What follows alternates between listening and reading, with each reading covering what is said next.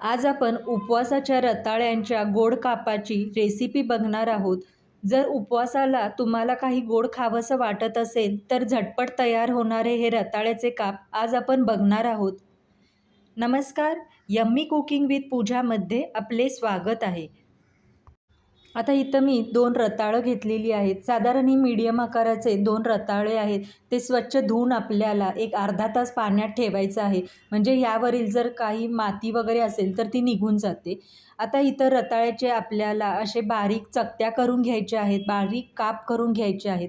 इथं मी साधारण गोलाकार करत आहे. तुम्हाला ज्या प्रकारच्या काप आवडतील त्या प्रकारचे तुम्ही इथं काप करून घेऊ शकता.